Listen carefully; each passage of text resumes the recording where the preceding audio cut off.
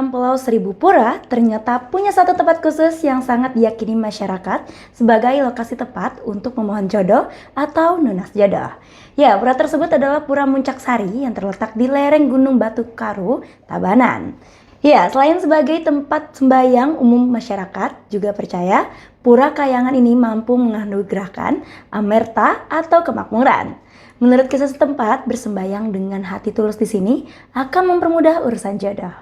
Beberapa kisah bahkan menyebutkan adanya pasangan yang bertemu setelah meminta tirta atau air suci dari pura ini. Nah, karena berada di kawasan bekas tempat tapa berata para leluhur, pura ini memiliki aura spiritual yang kuat dan terus dijaga kesuciannya oleh komunitas adat setempat. Polemik data terjadi antara Menteri Keuangan Purbaya Yudi Sadewa dan Menteri ESDM Bahlil Lahadalia terkait dua isu kritis. Isu pertama adalah harga keekonomian LPG 3 kg dengan besar subsidinya. Ya, Purbaya sempat menyebut subsidi LPG 3 kg mencapai 70% dari harga keekonomian 42.750 per tabung. Nah, pernyataan ini kemudian dibantah oleh Bahlil yang menduga Purbaya keliru membaca data. Bahlil bahkan menyinggung Purbaya yang masih baru menjabat sehingga membutuhkan penyesuaian. Isu kedua adalah soal kilang Pertamina. Purbaya menyebut Pertamina malas membangun kilang sehingga negara harus terus melakukan impor BBM. Menanggapi tudingan salah data, Purbaya bersikap tenang dan terbuka. Dia mengatakan perbedaan bisa saja muncul karena cara melihat data yang berbeda antara Kemenke dan Kementerian ESDM.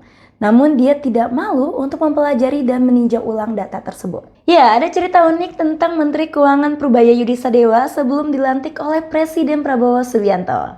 Saat masih menjabat Ketua Lembaga Penjamin Simpanan atau LPS, Purbaya pernah melakukan presentasi di hadapan Prabowo yang membahas tentang kondisi ekonomi dan politik. Nah, dalam presentasinya, ia mengungkapkan hasil survei di mana indeks ketidakasalan masyarakat terhadap presiden di bawah 85% bisa memicu demo ramai hingga potensi pergantian kekuasaan. Purbaya juga mengaku awalnya sempat berpikir kondisi pemerintahan saat itu akan jatuh karena terkontaminasi opini negatif dari media sosial. Namun setelah membaca hasil survei terbaru, ia melihat bahwa indeks tersebut justru naik ke level tertinggi. Keberanian Purbaya dalam memaparkan data dan analisis yang tidak biasa ini diduga menjadi salah satu faktor Prabowo tertarik dan memilihnya sebagai Menteri Keuangan. Seorang penumpang asal Jepang gagal terbang dari Bandara Internasional Ngurah Rai, Bali menuju Jakarta gara-gara peraturan keamanan bandara. Ya, masalahnya ialah cincin pintar atau smart ring yang dipakainya di jari kaki kanan nggak bisa dilepas saat proses screening keamanan. Menurut aturan penerbangan, semua perhiasan berbahan logam wajib dilepas saat melewati metal detektor. Penumpang ini bilang cincinnya kekecilan dan susah banget buat dicopot. Akhirnya, setelah proses nego yang alot, penumpang ini memilih buat batal terbang dan refund tiketnya. Kejadian ini buktiin kalau keamanan penerbangan gak bisa ditawar-tawar, walaupun cuma gara-gara cincin sekecil apapun. Desa Grindelwald di Swiss jadi saksi cinta El Rumi dan Syifa Hadju. Ya, di tengah pemandangan pegunungan Alpen yang indah dan memukau, El Rumi resmi melamar Syifa Hadju. Desa Grindelwald ini memang udah terkenal banget sebagai salah satu desa tercantik di Eropa. Lokasinya strategis karena deket sama tempat wisata populer kayak Gunung Jungfrau yang dikenal sebagai the top of Europe. Pemandangan rumah-rumah tradisional Swiss dan udara yang sejuk bikin suasana lamaran jadi makin romantis.